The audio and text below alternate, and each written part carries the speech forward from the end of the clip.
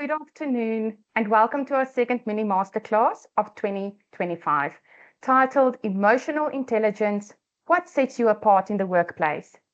We are delighted to have you join us for this insightful session, which is specifically designed for young professionals and recent graduates in supply chain management.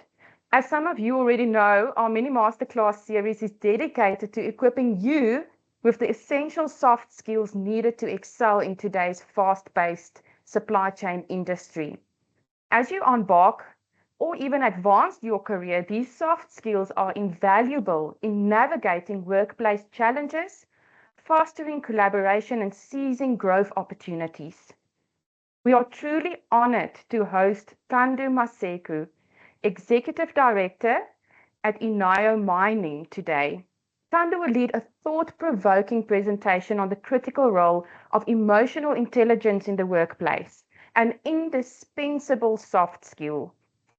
Thereafter, we are also privileged to welcome Clare Fincham from SAPICS, our esteemed partner and co-host of the MiniMaster series. Clare will share insights about SAPICS, South Africa's leading professional body for supply chain professionals, and the exciting opportunities to you through their network. At the end of the day, we will open the floor for a Q&A session where you'll have the chance to engage directly with our speakers. Please feel free to post your questions in the chat throughout the session. We will address as many as possible. Before we begin, just a quick reminder to our UNISA students. Will you please take a moment to provide feedback on these MiniMaster classes through your module sites? Your input will help us to improve and refine these sessions for future participants. With that being said, let's get started. Thando, the floor is yours. Thank you very much for that introduction, and a warm welcome to everyone who's managed to join us today. So as been introduced, my name is Thando Maseku, and I'm a mining engineer by profession. I am literally just going to take you through my journey in my career, and I'm going to highlight how emotional intelligence has actually worked in my career, with the aim of some of you guys getting insights of what has worked and picking up what could potentially work. In the second part of my presentation, I'll be sharing it from an executive's point of view, a person who hires people into the companies to say, what do we look for in graduates? Because more than your degree, more than the marks that you obtain for your degree, emotional intelligence has become one of the key things that we look for people that we come and enter into the organization. So just as an introduction to myself, I'm Thando Maseku. So I studied mining engineering at Wits University, and I formally graduated in 2005. And then later on in my life, in 2019, I actually graduated from the University of Pretoria, where I did my master's in business administration. So from a career point of view, I started in the mining industry in 2006, where I primarily worked for Anglo American, and particularly in the coal division. So for a period of total of 16 years, I actually managed to work in a total of 18 of the Anglo-American mines. A total of 8 of the Anglo-American mines. And that point, Anglo-American was quite a big organization in South Africa, because I think in the coal division, they had 11 mines. And I quickly moved up the rank from being a coal face miner, which was being a person in the coal front, which was referred to as being a miner, up to the level of a mining manager, technical services manager. I later on just reevaluated my career, and I guess I'd say I had enough of corporate and I wanted more. And that's when I moved on to the entrepreneurship phase of my career. And this is what I'm currently doing. So for the last 7 years, I've currently founded a company called Inayo Mining, which is a contract mining company based in Witbank. And then later on, I bought into a company called Inayo Mining, which is a plant hire. I currently sit as a non-executive director in a company called Blue Mining Services, which is an underground contract mining business. And I'm also the chairperson of African Imfundo Trust, which is a trust where we really look at, it's an education trust where we give out bursaries to various students across Mpumalanga according to their needs. So just for those of you who are not familiar with mining, the first thing I'll do is probably I will familiarize you guys with mining through a short video in terms of what does Inayo Mining and Inala Mining do, which is in essence what I do on a daily basis. Please, can you just watch the video shortly?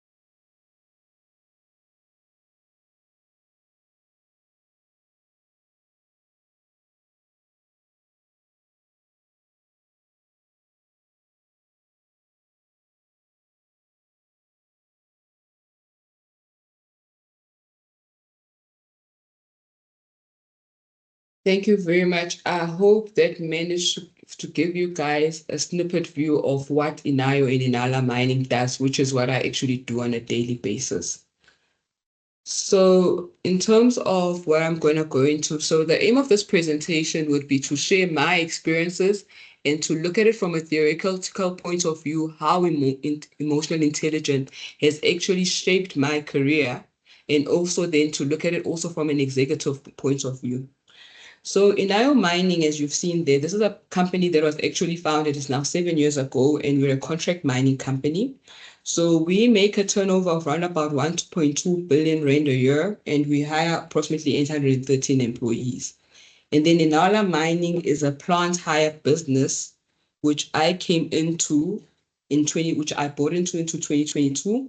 In that business, what we do is we hire plants into the industry. So when we talk about plant, we talk about all those yellow machines that you saw in the video. So what we do is we take these machines and we offer them to whoever needs them at a rate per hour. This business has a turnover of approximately 800 million, and we employ around about 504 employees. And then the last organization I'm involved in is Blue Mining Service, which is an underground contract mining business who do the same business but for mines which mine on an underground basis. They have a turnover of around about 2.4 billion, and they employ around about 412 employees. So the topic of emotional intelligence in the workplace is a very exciting topic, and I think it's a topic that beyond your degree, if you do not have the skill, you are not likely to climb the corporate ladder as fast as you would. So actually understanding the value of emotional intelligence above your degree, above whatever education that you have, is what will set you apart and make sure that you actually go further on in your career.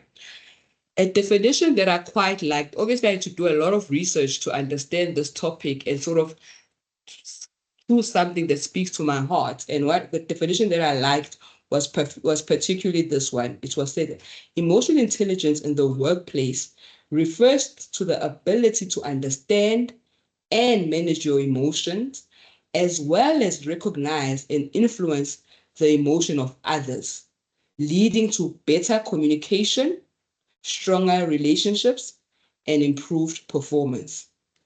I think this, for me, is the one definition that sums up what emotional intelligence in the workplace be. So I think grounding this in theory, the theory that sort of spoke a lot about how you can actually evaluate emotional intelligence in the workplace comes from the psychologist Daniel Goleman, who came up with the 4 pillars of emotional intelligence in 1990. And in these 4 pillars, there were 4 critical things. The one is self-awareness, its ability of you to recognize what you are feeling, to recognize what you lack or what you are good at. So one must be able to do that, but it goes beyond recognizing just your own self-awareness. Also recognize, being aware of how your colleagues are in the workplace, how your boss is, will really go a long way in shaping how you respond to various situations. The second pillar is self-regulation.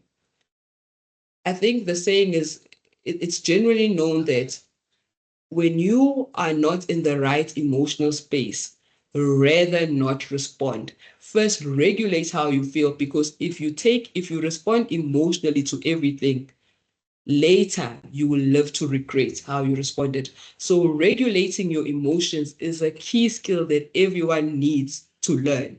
And also, one needs to also have a pillar called empathy. You know, we tend to think that people are robots. And in any particular day, a person might be feeling in a different way. And what I've gotten in my career, which I'll share on the next slide, is once you understand that a person appears like this today, they might not be like that the next day. One needs to be empathetic, because we as people, at any given point in our lifetime, we are going through various emotions.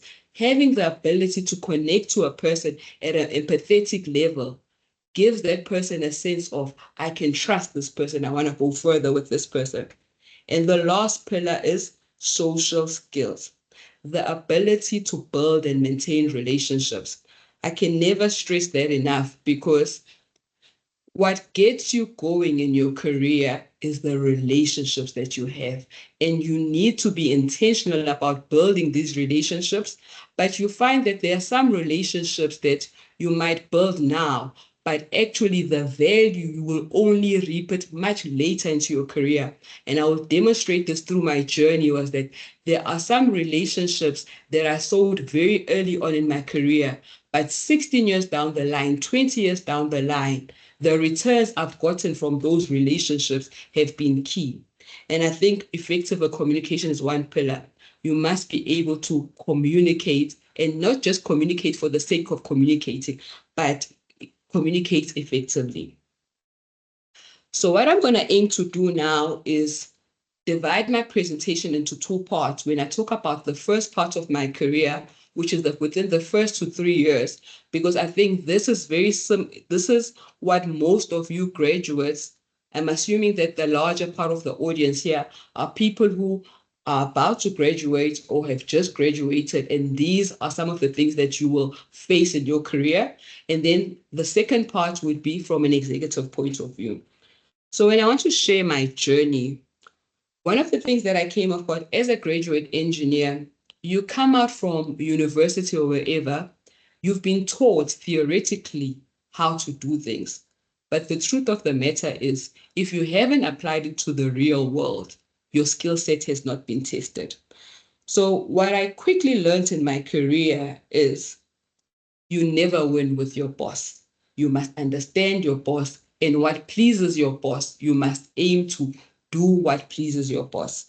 And I'll give reference. When I first came in 2006, I remember it vividly. It was in 2006.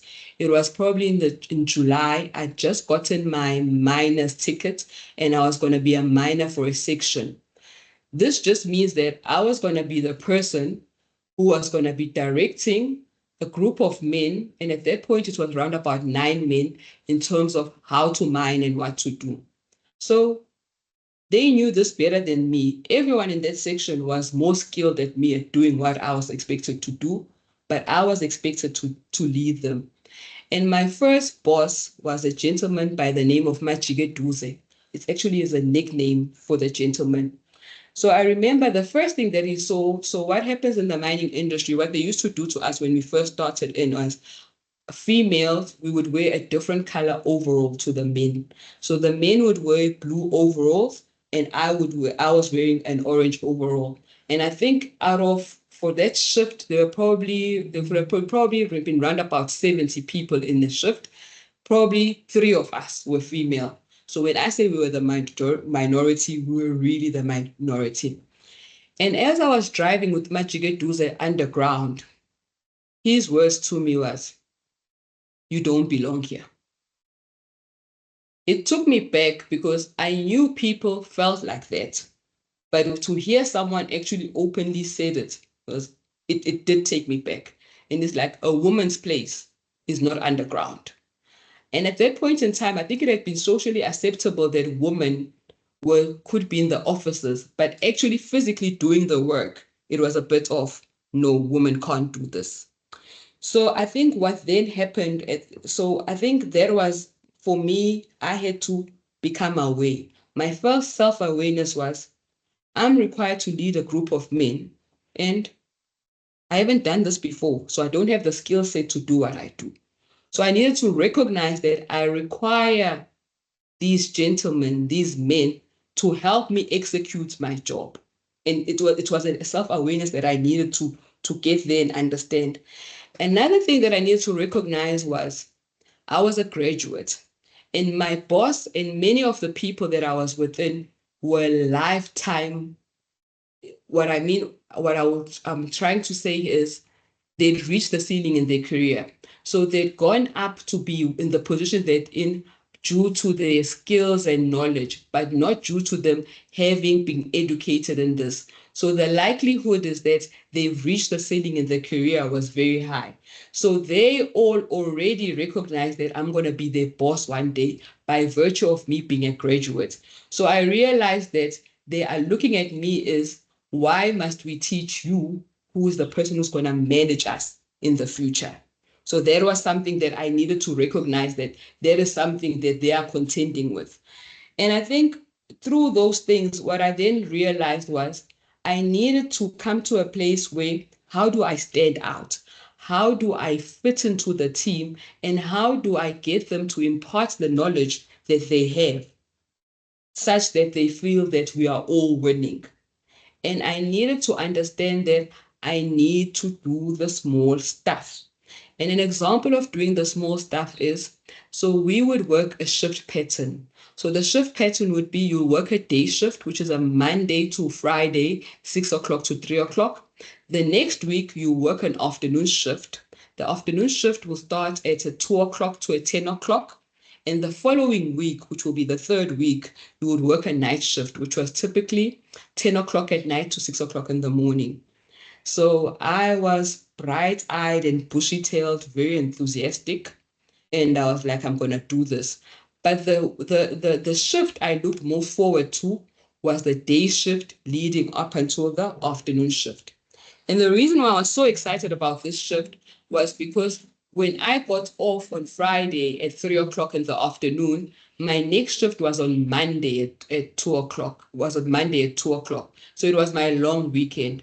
And I was young, and my boyfriend was the love of my life. And I'm like, oh, I'm gonna have so much time away. So I used to look forward to that shift. I remember vividly on that Friday when I came out from underground at 3 o'clock. I found my boss standing on top of the shaft, and he's like, the miner who is supposed to be starting on the afternoon shift is not in. You must go back underground and carry on with this section. And furthermore, we have a belt extension on Sunday. This guy was going to do the belt extension. I need you to come in. To say I was crushed was an understatement because my bags were packed and I was on my way to Rustenburg. And I realized that at that moment, I could have chosen my reaction. I could have said no. You could have respected me enough to tell me in time, or I could just do what they asked me to do. And I made my choice. I'm like, I'll do it. And I remember the respect I got in the next week on the Monday out of that. And the respect that I got from the people as they were there is that I'd proven something otherwise. I'd proven that I'm just not a graduate. I'm a graduate who's willing to work hard. Because the thing is, if you're already designated that you will be the boss by virtue of your degree, how my boss got to where he was by through hard work. So what he valued was the ability to work hard.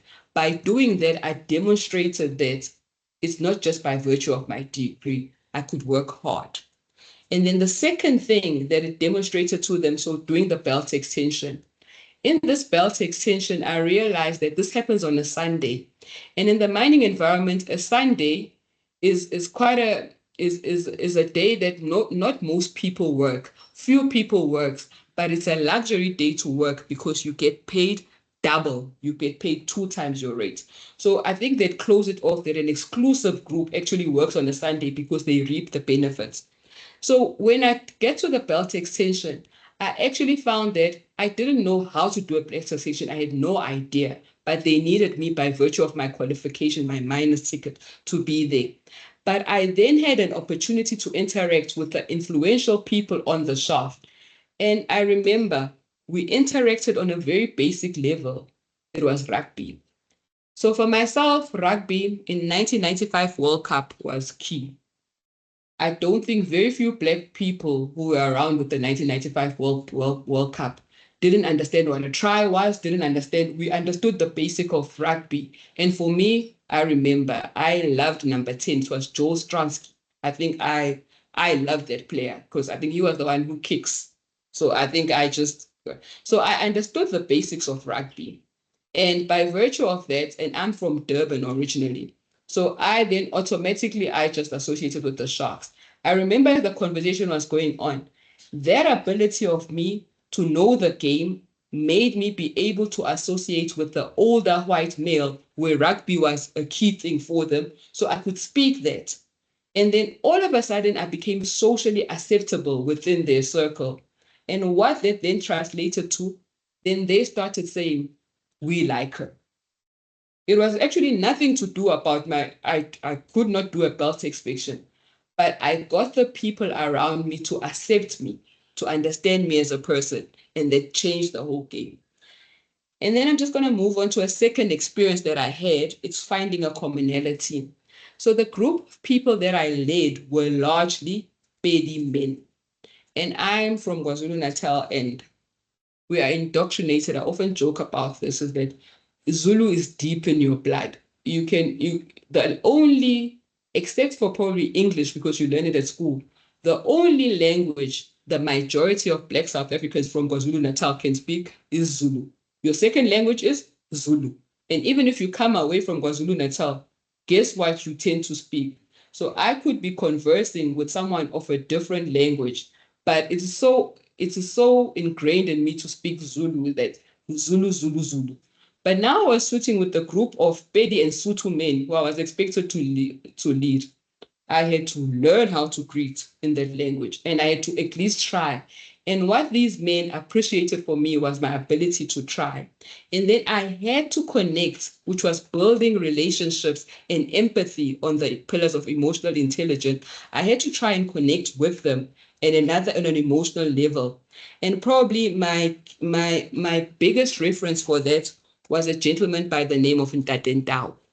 Ntate Ntao was a continuous miner operator. So the key machine in an underground setup is the continuous miner because it cuts the coal. So the faster that man cuts, the more coal you get. And the bosses recognize you. Obviously, the best section is the section that cuts the most coal. So if your section can cut more coal, everyone starts saying that miner is good.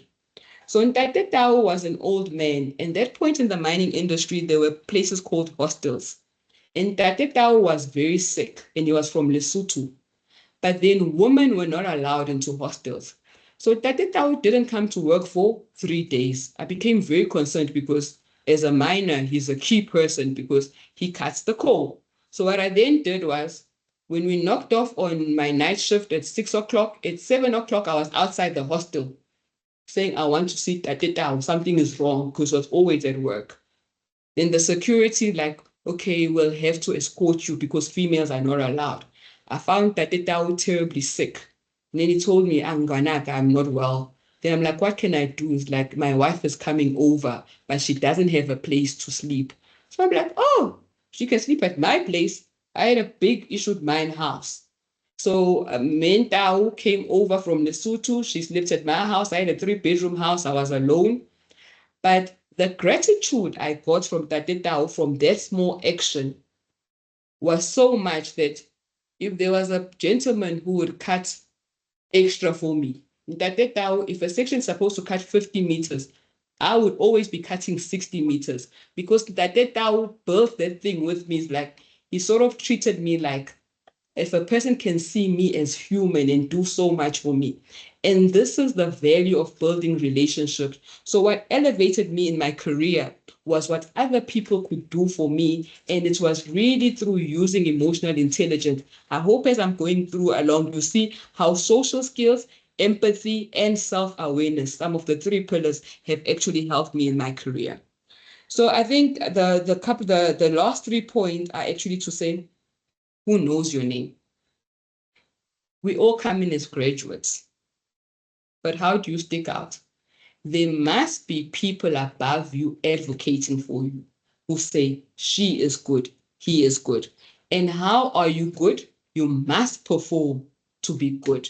And what do you need to perform when you are a graduate? You know something, but you actually know nothing. You need the people around you to help you. And then the thing that I recognize the most is that people associate with winners. I had mentors from head office who volunteered to mentor me because as my name was being spoken to that, hey, there's this miner at Greenside who's doing so well. Think about it yourself. You do not want your name to be associated with something that doesn't do well. You only want to be associated with something that does well. So automatically, I got a lot of sponsors or people higher up in the organization wanting to have themselves associated with the name Thando. And why was I special? It's because I delivered. But if you are listening to my story very well, it wasn't really, I really did not have the ability to deliver what I learned from school. It was when I tapped into my emotional intelligence, which then resulted in this. And the last thing I want to share, and I think this is because I'm not sure how many in the audience are women. I have a lot of mentors in my career, and being in the mining industry, most of my mentors were men. But there is a lot of value of finding a mentor similar to you. And for the woman, I'm saying finding a female mentor within the mining industry. And even across the different, I'm going to say from gender, race, whatever, finding someone similar to you because we all might work in the same workplace, but our experiences of that workplace might be different because of who you are. So also finding, and I will really advocate for women that find a woman mentor. They will give you a different perspective than a male mentor because what I think. And depending also on maybe your language, what tribe you're from, or your racial background, finding a similar, because the experiences of those people are will be similar to your experiences. I hope as I've gone along, you've been able to tie in how I've used the 4 pillars of emotional intelligence in my career. So now I want to look for, I'm moving on to my presentation in terms of what we look for when we get young people into our organization. And I'm being very specific to what we do in our organization and what I look for. I'm going to tell you. We all get our degrees, and some get of them cum laude. What I appreciate with getting a degree with cum laude is it shows your ability to work hard, because that's a very necessary skill set, which is great. Once you get into the industry, I hire for attitude, because that's whatever. University teaches you how to think, but your attitude determines exactly where you go in life. And you see, I've put in there various quotes with regards to attitude. But remember, it's how you respond in the work environment determines how far you actually go. And I want to demonstrate this when I move on to the next thing. So these are our recent graduates that we've got. And some of them are actually not graduates. They are people that we sponsor within our organization. As you can see, just different in every manner. So if you were to look closer over there, what I got over there, these are probably just the matric statements of these various graduates that we've got them. And you can see we have a star performer. We've got a kid who got 7s, who got 6s, which we gave bursaries to. Because really, as much as this kid was brilliant in terms of how they performed academically, but their attitude was right. You will look at another statement at the bottom of I think it's the last one at the bottom of the screen. This was an average kid in terms of they got 5s and 4s, whatever. But when they came in the interview, the attitude that they displayed and the willingness, because sometimes people don't achieve certain results due to a lack of resources, there could be a lot of factors. But what one determines is their attitude towards it. And I think if you look at the first statement, there were some who got 3s, 6s, whatever. But what I'm trying to demonstrate here, what all these people have in common here with us is that they got a bursary within our organization. And the reason why they got their bursary is they all applied. Never take yourself out of the race. Apply for jobs. And the reason why we hired these particular individuals, the marks were important because they needed to qualify for the program, but it was their attitude what got them that far. And their attitude is part of your emotional intelligence. Once you can come into, and how I think only one of them is currently working for us in the organization now because they've finished. The feedback we are getting about this gentleman is he is brilliant. And he is brilliant because he already demonstrated the ability that I want to work. It might be difficult, but I'll do this, I'll do that. The gentleman displayed a level of emotional intelligence, which is not familiar with young people coming up in the organization. And that, beside your degree is the first part. But having the emotional intelligence to navigate the work of work, having the right attitude, gets you very far. So I think, ladies and gentlemen, and everyone who's joined this call, I'm proud to say I've actually kept very well into my time limit. So I think that is all I had to share. Just to conclude for everyone in terms of what I've said, it's really about the 4 pillars. So what we learn in university is the theory, but it's the application of the theory that is important. One needs to recognize you need to be aware of yourself. Know what you're good at and know what you're bad at. So you have the ability to work in your weaknesses. And sometimes you can't work in your weaknesses. You then learn to say, where do I go to get people who will supplement my weaknesses? I might be an executive as I am now. I can tell you guys for sure. I am horrible at setting up a computer. It was a mission to have this done. But I know that I've got my people who are technology free who could help me with this thing. So know what you're good at. And sometimes there are things that you might not, one person cannot be good at everything. And this is why we put ourselves under pressure to try to be good at everything. It's not necessary. Know what you're good at and do it well, and then get other people to help you. Be aware of yourself. And more importantly, understand what the other person might be feeling. If you connect with the person, you will understand them. Secondly, regulate your emotions. You need to regulate your emotions. It doesn't help that you come into the workplace and because you are not having a good day, we all now must fear you because life happens to everyone. So you need to learn how to regulate your emotions. And sometimes life is not pleasant. So act accordingly. Last thing, empathy. Empathy allows one to genuinely form a bond. And I think I can't place this enough in our country, South Africa, is that we're a country which really makes race everything about race. I think my business partner now, Gideon van Heerden, so I think you can tell by the name and surname that it says Afrikaner as they come, and it's definitely male. So typically, if you look at what we as South Africans put forward, a black female and an Afrikaner male should have nothing in common. But what I found with my partner is I actually call him that if my mother had given birth to boys, he would be my elder brother. Because you need to develop that relationship. And this is the problem that I feel with South Africans is that we let other issues cloud how we can actually genuinely develop a relationship and your social skills. The relationships you build at the start of your career will reap value, build relationships and maintain relationships.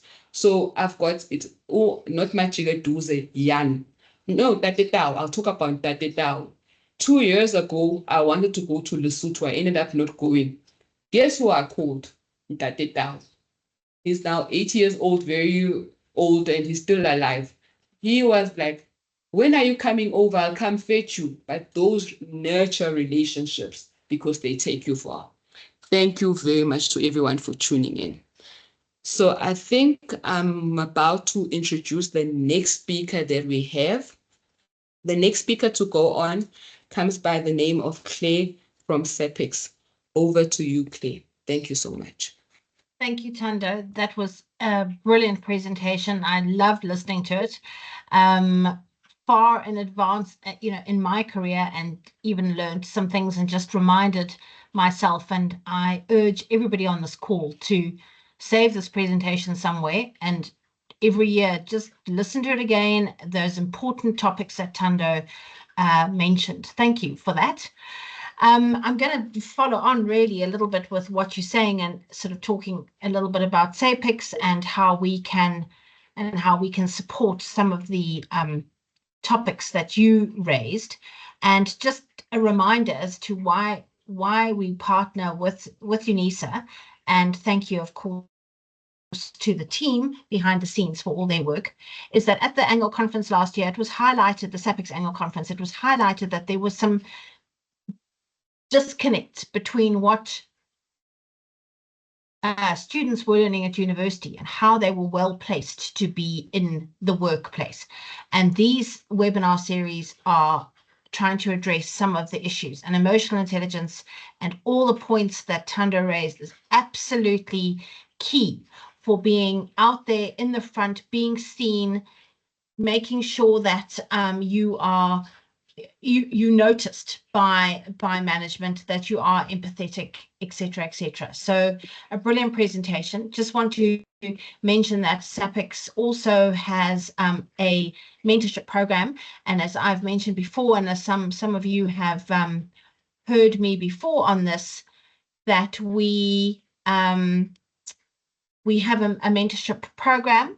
We are We're very proud of our mentorship program, and there are lots of different people from different industries, different ages, different races, different industries, and I urge you to go onto our website and find those mentors who can guide you through the next stage of whatever you're going through, from second year to third year, from third year into the workplace, honors, all very exciting.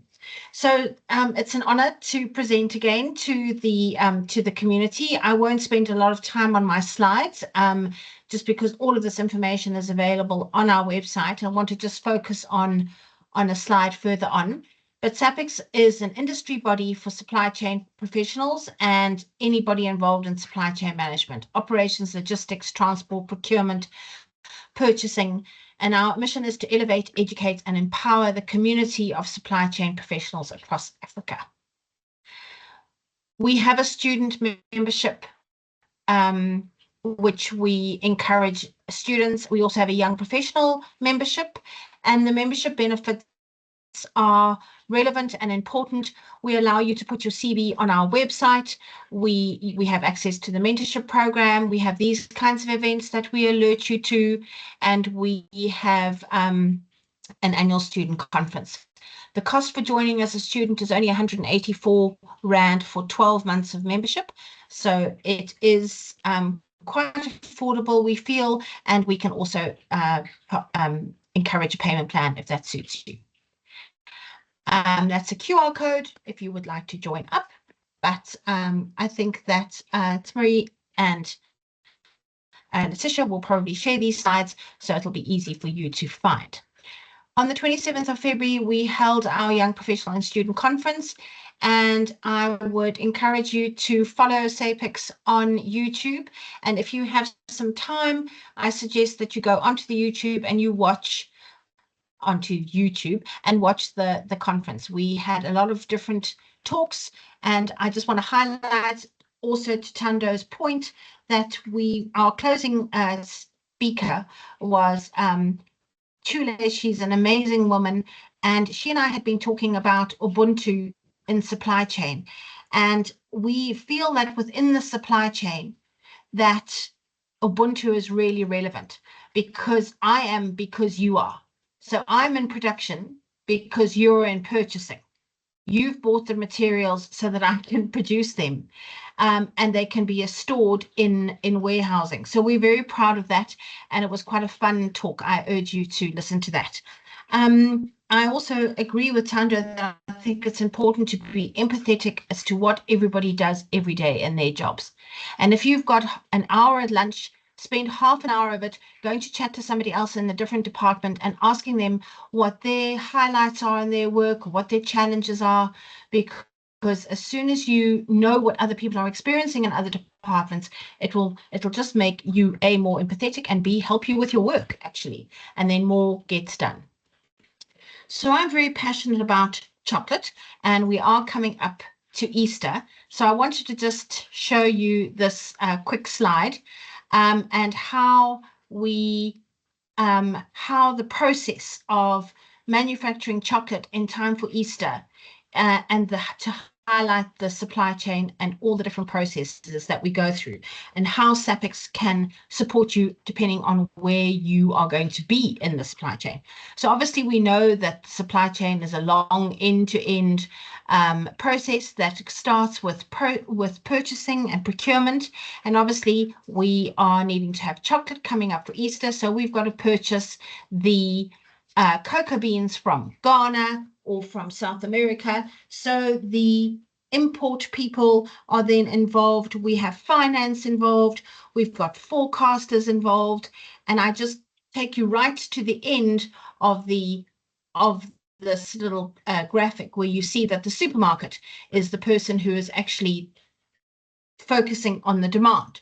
So, for example, if Checkers in Bedford View say they want so many chocolates, your demand planner has got to then work out how much cocoa to buy, how much it's going to take, how much time it's going to take in production. And the forecasters are really, really important.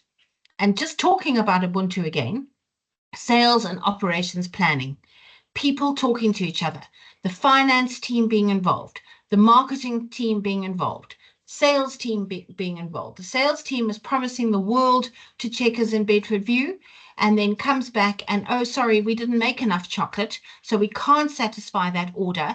And that makes the sales person very unhappy, the client very dissatisfied, and with not a lot of confidence in your product and your ability to deliver. So the entire supply chain needs to talk to each other. So what SAPICS does in terms of forecasting, we have workshops. We've got one in April, and it's the Certified Professional Forecaster. We also work very closely with Smart Procurement, which is another industry body focused on procurement, and they have amazing courses which we promote. They have an annual conference which SAPICS members can get to go to at a 10% discount. And really what I'm highlighting is just the fact that we all work together. Now we move into production. Now we've got the trucks who are taking the ships, first of all, are bringing the cocoa beans from the west of Africa down to Cape Town. It then needs to be stored. It then needs to be shipped to the production company. And of course, we then are involving importers, customs clearing. We also work very closely with SAF, the South African Association of Freight Forwarders, and they are involved in our annual conference too. And one of their topics that they always talk about is the National Logistics Crisis Council and what is happening at Transnet and how they are trying to make things better. And that's one of the highlights at the annual conference. We have a lot of courses on logistics and transport, and so that is also relevant if you're wanting to go into that space. Then, of course, it comes into production, and the beautiful chocolate and the eggs are made, and the lovely wrapping is all put onto the beautiful chocolates ready for me to eat. And then, of course, it goes into storage. So we have courses for factory managers, for production managers, for planning people, and demand-driven specialists. Remember, all the time they're talking to marketing, they're talking to sales, they're talking to finance people, and of course, they're talking to HR, and how can our HR and our trainers make sure that the right courses are being delivered to their staff so that they can be professionally developed. Into storage and warehousing, at the beginning of April, we have a basics and introduction to warehousing course going on, and then it's all beautifully stored, and then it's taken by the trucks. There's a lot of ERP systems, a lot of computer stuff going on. Like Thando, I don't understand, but there are clever people out there, thank goodness. And off they go to the supermarkets. And then it all gets bought around Easter time, panic buying by parents who on Good Friday forgot to buy enough chocolates. But there is still some leftover chocolates at Checkers Bedfordview 2 weeks after Easter. And then that's where reverse logistics comes in. So that's quite a fun part of the supply chain too. We partner with the Reverse Logistics Association. They're going to be speaking at our conference as well about the importance of reverse logistics and circular economies. We can also go into a whole conversation, but there's no time for that, to talk about sustainable supply chains and how you can reintroduce elements such as clothing, furniture back into the market to be a more sustainable production house. So that's really just highlighting the kind of work that you will be doing in the supply chain when you are graduated, etc. We're talking to the students now, and it's such an amazing career to be in because, as I've just highlighted, there's a lot of different work.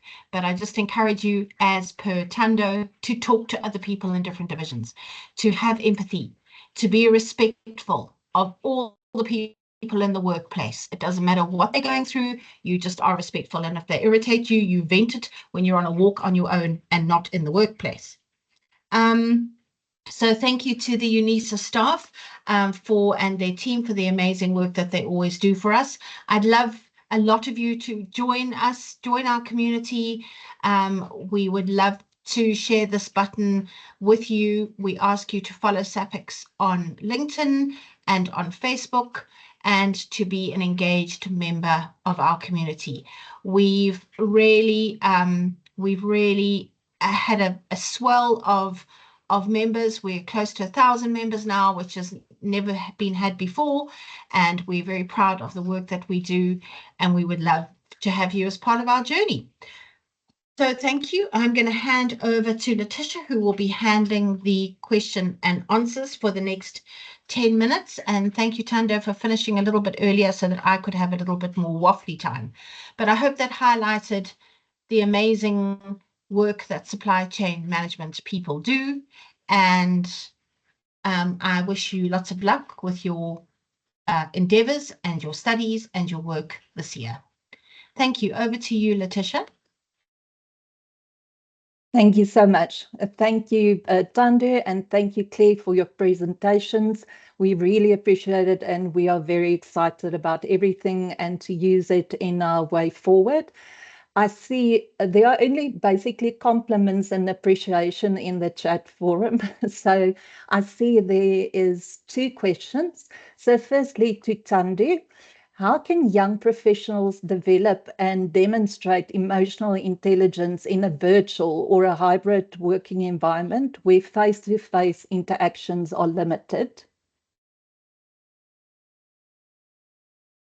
Thank you very much for that question, Letitia. So what I would recommend with regards to that is, as much as the face-to-face interactions are limited, but you probably do have your direct boss, and you probably do have a colleague that you probably need to get information from more than other ones.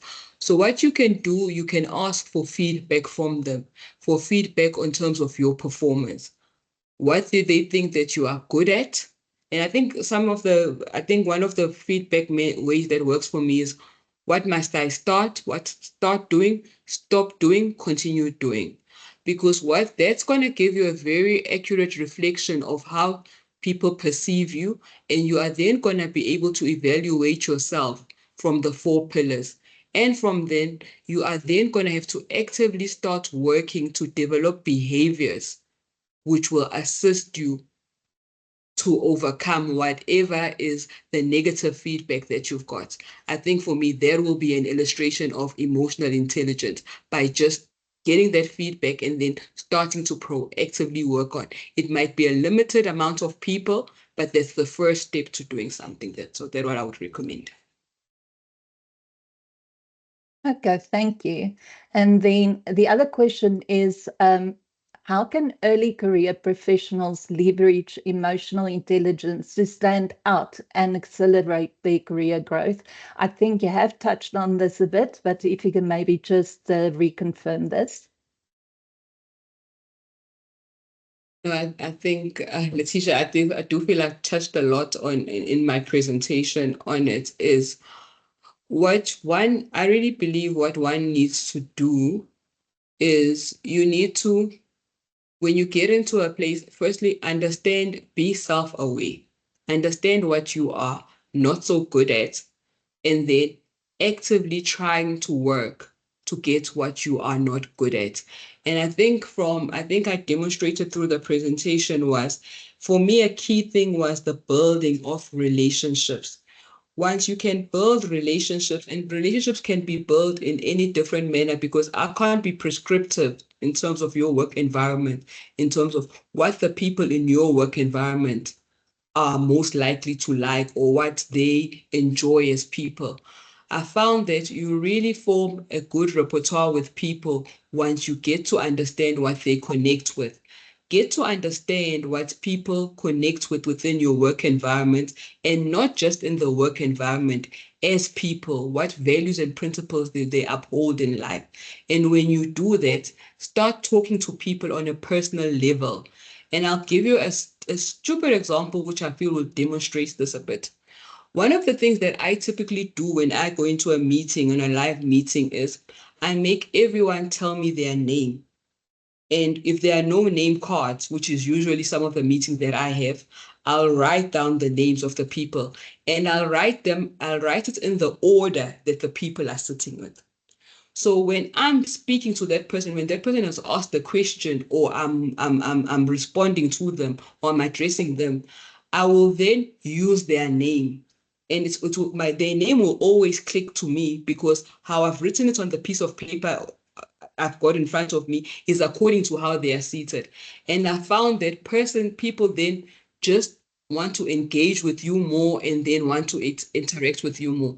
It's a very stupid way of doing things, but I can tell you that it has gotten me so much leverage, because instead of saying a gentleman just said this and this, when I say, as you were saying, George, what I'm doing now is that I know exactly who George is, to the seating, and I'm looking at him in the eyes, then they connect more with you. So I know this is a very stupid way of demonstrating how you can use emotional intelligence. But then when I go out of that, how the person is feeling, hey, he or she knows my name. That translates to he or she actually cares about me. That's a very stupid way, but I hope I've demonstrated a bit to you how you can use it.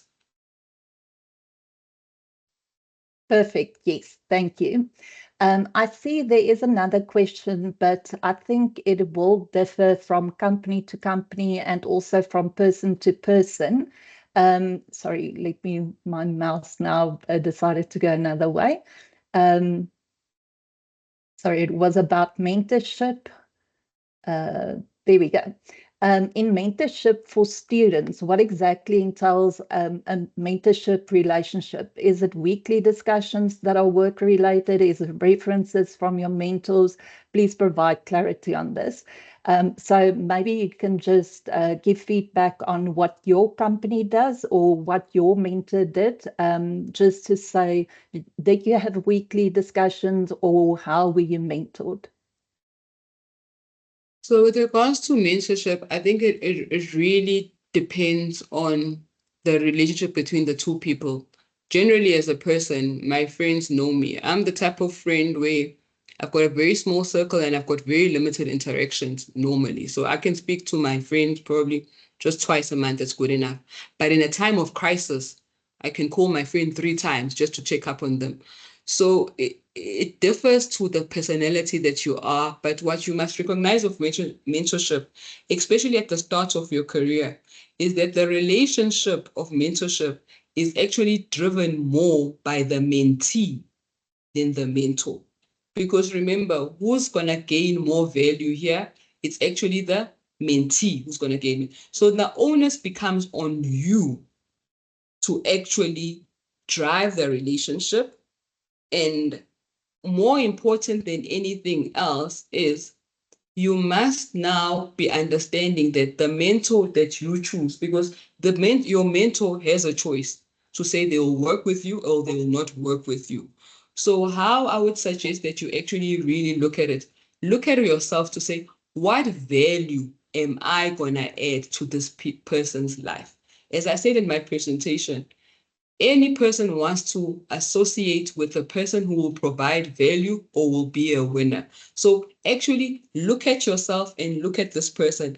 Be it a person that you could be providing them with insights to what's really happening on the ground, because your mentor is probably someone who's very senior in the organization who gets feedback from other people but is not close to the ground. So if you position yourself as, my value add is, when I discuss with a mentor, I'll be able to give him the actually what's going on the coal face. But position yourself that I must be coming to a person that I will offer them value. Then that person will naturally want to work with you because they see what you actually offer them value in somehow. So whenever you're doing something, you must really look at what can I offer, and the onus is on you. Develop your own value, develop the relationship. It will never work the other way around.